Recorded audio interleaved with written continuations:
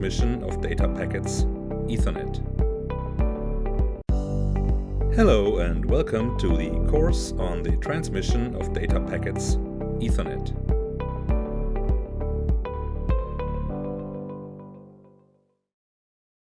Welcome back to the course on the transmission of data packets, Ethernet.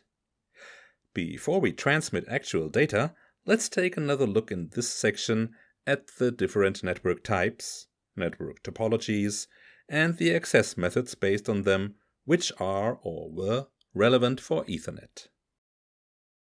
What makes LAN, wireless LAN, and VLAN different from one another? Which network topologies were and are used with Ethernet? What are access methods, and how do CSMA-CD and CSMA-CA work? Have fun! What makes LAN, wireless LAN, and VLAN different from one another? A LAN generally designates a local network comprised of multiple computers and peripheral devices.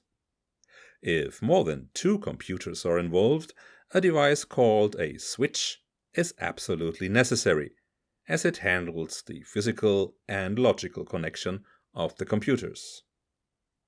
LANs are characterized by the convenient and fast transmission of large volumes of data. Depending on the structure of the network and the transmission medium used, data throughputs of up to 10 gigabit per second are possible. The range of a LAN depends on the standard and transmission medium used. The 802.3 Ethernet Internet Protocol makes it possible to connect a large number of network devices across the local network and for them to communicate with one another. If a LAN is implemented over radio, we call this a wireless local area network, or wireless LAN for short.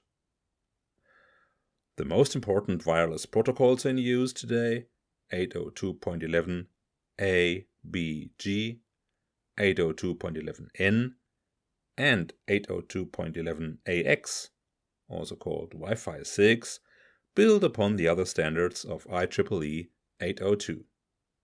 IEEE 802.11 is simply stated a type of wireless Ethernet as per 802.3.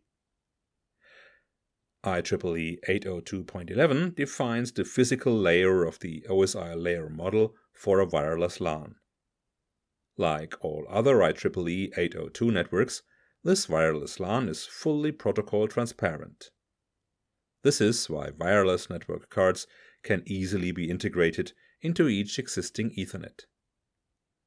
This means that it is possible, with limitations regarding reliability and speed, to replace a wired Ethernet connection as per IEEE 802.3 with a wireless LAN connection as per IEEE 802.11. A virtual local area network, or VLAN for short, is a logical subnet within a LAN or wireless LAN and is specified in IEEE 802.1q. VLAN-capable switches can assign data packets to specific VLANs and therefore establish multiple logical separate networks on a shared infrastructure. They are not restricted locally, so different devices at different locations of the network can be combined together. This means that VLANs can be sensibly used if you would like to generate two or more physically separate networks, but don't want to install additional hardware. Each VLAN is to be viewed as an independent LAN. Data cannot be exchanged between different VLANs on OSI Layer 2. Broadcasts and multicasts are therefore only distributed within a VLAN, for example. This means that each VLAN defines its own broadcast domain. As a result, VLANs can coexist with no reaction. Switches and routers work with these mechanisms so they can combine end devices together logically on the same network. VLANs give administrators the option to structure or segment the network in an optimal way here. The advantages are clear. The broadcast domain is reduced in size, which in turn reduces the influence of the network subscribers. The performance of the network is increased due to the minimal number of broadcasts. End devices with an increased need for protection can be relocated to a separate network segment. Which network topologies were and are used with Ethernet? We differentiate between different network topologies in LANs, which are each tailored to the respective use case. Line and ring topologies, star topology, bus topology. The line topology is frequently used due to the conditions seen in the automation field. Components like peripherals and controllers are usually used in a decentralized way and often have several connections. The line structure is usually the most economical here. The ring topology is an expansion of the line and is used for increased availability and diagnostics. Both topologies are switched media and have the following features: predictable, usable transmission capacity, easy to expand, easy to understand, and easy to troubleshoot. Cost-effective, as few lines are required. No redundancy for the line, media redundancy for the ring, and error tolerance for the ring. A star is where several end devices are connected via a central device. If several stars are connected together, this is also called a tree. This topology is typically used in offices, but is also used in industry. These topologies are also switched media and have the following features. Large network expansion is possible. Networks are easily scalable. More cabling is required under certain circumstances, and easy accessibility. The failure of central devices leads to the failure of many subscribers. In the bus topology, all devices are connected to one another over a shared line. All devices have access to the transmission medium and the signals transmitted over it. For this reason, this topology is also called shared medium. There is no central network component which regulates processes on the bus. Instead, an access procedure is responsible for processes on the bus, and all hosts must follow its rules. The intelligence lies in the devices and is generally specified by a protocol. The bus itself is just a passive transmission medium and has the following features: easy to install, short lines, limited network expansion, network failure in case of cable break, elaborate access methods. The bus topology was the original form of the networking technology which is so ubiquitous today, Ethernet. Combined with the CSMA-CD access procedure, this technology was previously used primarily with coaxial cables. Due to the use of more modern cable types like twisted pair, the process is essentially no longer in use today. What are access methods and how do CSMA-CD and CSMA-CA work? Historically, Ethernet is a protocol which has worked with a shared medium. This means that only one device on a line can send data at a time. With classical Ethernet, a bus structure with a coaxial cable, which only provided 2 lines, was used. If several devices send information on such a line at the same time, overlaps occur and the information is lost. This is referred to as a collision. An area in which collisions can occur is called a collision domain.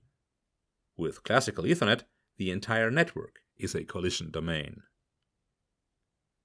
Collisions don't just occur between subscribers of a LAN, but within a wireless LAN as well.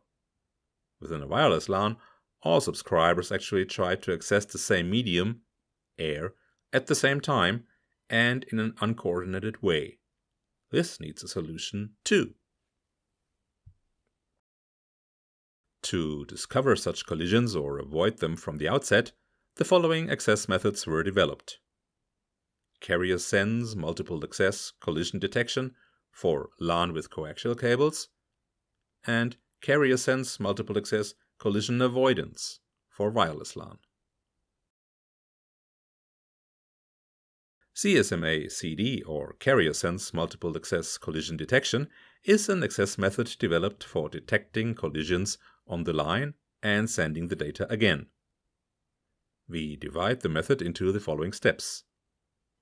Carrier Sense CS. Before data is sent, a check is carried out to determine whether another subscriber is already sending data. Multiple Access MA. Despite prior checking, it can happen that two or more subscribers transmit data at the same time. This leads to a collision. Collision detection, CD. While sending, the subscribers check to determine whether a collision occurs on the line. The sent data is compared to the data actually present on the line. If they are different, a collision has occurred. Let's take a look at the process in an example. Checking of the line, subscriber A, subscriber D. Subscriber A and subscriber B of the network want to send data. Before the send process is started, the corresponding subscribers check whether data is already being sent on the network at the moment. Carrier sends. Starting of the send process. Data is not currently being sent on the line, so subscribers A and B start their respective send process. Checking of the line. Subscriber A, subscriber D. Once the send processes of subscribers A and D have been started, subscribers B and C also have to send data. Both of them check the line for communication in progress. Carrier sends. Postponing of the send process. The data communication in progress is detected and sending is not carried out. After a random amount of time, both subscribers once again check if the medium is available. The send process does not begin until the line is available. Data collision. Despite checking in advance, two subscribers send at the same time. Multiple access. Both have checked the line at nearly the same point in time and sent data accordingly. Due to this simultaneous sending, the data collides on the line and becomes unusable. Collision detection. Both sending subscribers detect that their data has collided on the line. Collision detection. With classical Ethernet, a collision isn't faulty behavior, but rather a known and tolerated characteristic of the medium. The larger the number of subscribers which exchange data on a network, or the larger the collision domain, the more likely a collision is. If a large number of collisions occur, the net throughput of the network drops. Restarting of the send process. If a collision has occurred, the subscriber must send the data again, so that it can arrive at the communication partner. This occurs according to the back-off algorithm, which uses a random wait time to ensure that the data packets are not sent at the same time again and collide yet again. Within a wireless LAN, all subscribers try to access the medium, air, at the same time and in an uncoordinated way. A problem arises here, though. A frequency can always only be used by one subscriber at a specified point in time. If two subscribers access the medium at the same time, collisions and interference occur and make the signals unusable. We are talking about a wireless LAN, that is, a shared medium here. To prevent multiple access on the network, the carrier sense multiple access collision avoidance method, or CSMA-CA for short, is used on bus systems with coaxial cables. This process requires a check from each station as to whether the medium is available prior to the send process. once the medium is available, data may be sent.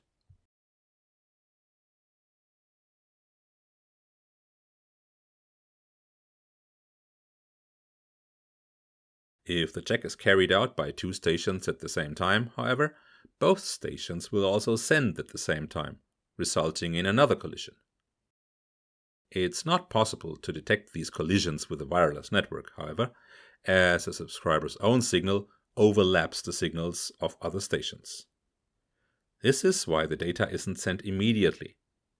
An additional, randomly selected wait time is started.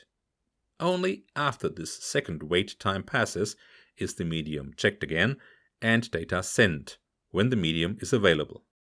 We've learned about different network types and common topologies and access methods for the use of Ethernet. Now it's time for a brief summary.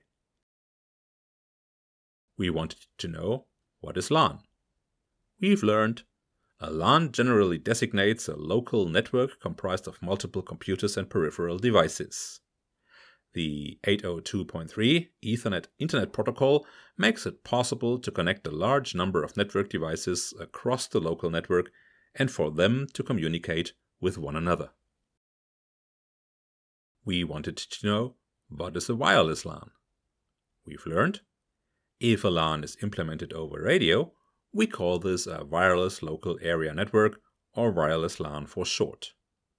The main wireless protocols used today include 802.11a/b/g, 802.11n, and 802.11ax, which is also referred to as Wi-Fi 6. They all build upon the other standards of IEEE 802. IEEE 802.11 is therefore a type of wireless Ethernet as per 802.3. We wanted to know, what is a VLAN? We've learned, a virtual local area network is a logical subnet within a LAN or wireless LAN and is specified in IEEE 802.1q. They are not restricted locally, so different devices at different locations of the network can be combined together. Each VLAN is to be viewed as an independent LAN. We wanted to know, which topologies are used in the LAN? We've learned line and ring topologies, star topology, bus topology. We wanted to know, what are access methods and how do CSMA-CD and CSMA-CA work? We've learned, if several devices send information on a line at the same time, overlaps or collisions occur and the information is lost. To discover such collisions or avoid them from the outset, access methods were developed. Carrier sense multiple access collision detection is an access method developed for detecting collisions on lines and sending the data again. Carrier sense multiple access collision avoidance designates a principle for collision avoidance when several network stations access the same transmission channel. It's often used with wireless networks like wireless LANs, among others.